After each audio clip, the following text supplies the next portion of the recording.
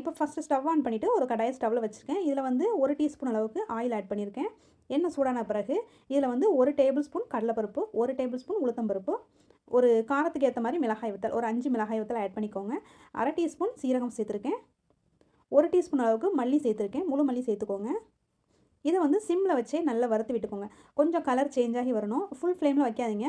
Full ஃப்ளேமில் வச்சிங்கன்னா ஃபஸ்ட்டே வந்து கலர் சேஞ்ச் ஆகி கரிஞ்சு போயிடும். சிம்மில் வச்சுட்டு இந்த மாதிரி நல்லா வறுத்து எடுத்துக்கோங்க.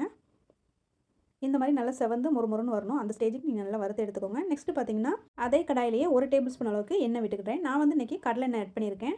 எண்ணெய் சூடானது பிறகு நம்ம வந்து பூண்டு சேர்த்துக்கலாம். ஃபஸ்ட்டு பூண்டை வந்து லேசாக ஒரு 30 செகண்ட்லேருந்து 1 நிமிஷம் வரைக்கும் நல்லா வதக்கி விட்டுக்கலாம்.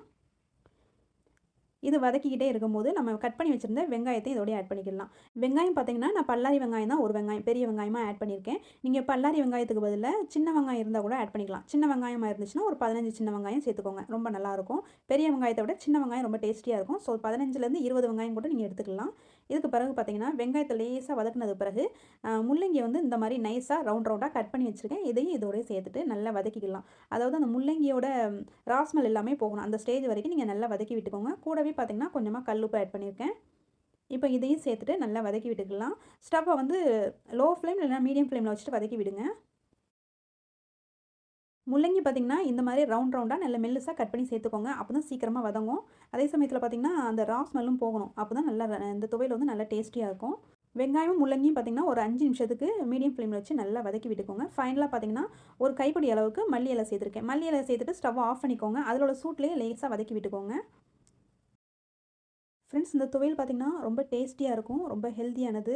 முள்ளங்கி வந்து சில பேருக்கு பிடிக்கவே செய்யாது. அதாவது பார்த்திங்கன்னா முள்ளங்கியோட டேஸ்ட் அந்த ஸ்மெல் வந்து நிறைய பேருக்கு பிடிக்காது.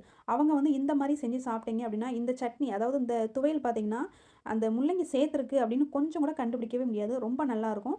இப்போ இதை வந்து ஆற வச்சுருக்கேன். நல்லா ஆறுனதுக்கு பிறகு நம்ம மிக்ஸி ஜாரில் போட்டு நல்லா அரைச்சி எடுத்துக்கலாம். இதில் ஆட் பண்ணிவிட்டு இதில் வந்து பார்த்திங்கன்னா ஒரு 90% அளவுக்கு நீங்கள் நல்லா அரைச்சி எடுத்துக்கோங்க. ரொம்ப ஃபைன் பேஸ்ட்டாக அரைக்காதீங்க. கொஞ்சம் கொரகொரப்பாக இருக்கணும். அப்போ தான் வந்து நல்லாயிருக்கும் சாப்பிட்றதுக்கு. தேவையான அளவுக்கு கொஞ்சமாக தண்ணி சேர்த்து நல்லா ஃபைனாக அரைச்சிக்கோங்க. ஃப்ரெண்ட்ஸ் பார்த்திங்கன்னா இந்த துவையில் வந்து இட்லி தோசைக்கு வந்து சைடிஷ்ஷாக வச்சு சாப்பிட்லாம். ரொம்ப நல்லாயிருக்கும். அதே சமயத்தில் பார்த்திங்கன்னா சுட சுட சாதம் வச்சு இந்த துவையில மேலே போட்டுட்டு கொஞ்சமாக நீங்கள் நல்லெண்ணெய் விட்டு பிசைஞ்சு சாப்பிட்டீங்க அப்படின்னா அவ்வளோ சூடாக சாப்பிடும்போது அவ்வளோ டேஸ்டியாக இருக்கும். கண்டிப்பாக நீங்கள் ட்ரை பண்ணி பாருங்கள் ஃப்ரெண்ட்ஸ். ரொம்ப ஹெல்த்தியானது. முள்ளங்கி பிடிக்காதவங்க கூட இந்த துவையில வந்து ரொம்ப விரும்பி சாப்பிடுவாங்க. அவங்களுக்கு பார்த்திங்கன்னா முள்ளங்கி நம்ம போட்டிருக்கதே தெரியாது. இது என்ன சட்னி அவ்வளோ டிஃப்ரெண்ட்டாக இருக்குது அப்படி தான் கேட்பாங்க. ரொம்ப நல்லாயிருக்கும். கண்டிப்பாக ட்ரை பண்ணி பார்த்துட்டு எப்படி வந்துச்சுன்னு சொல்லுங்கள்.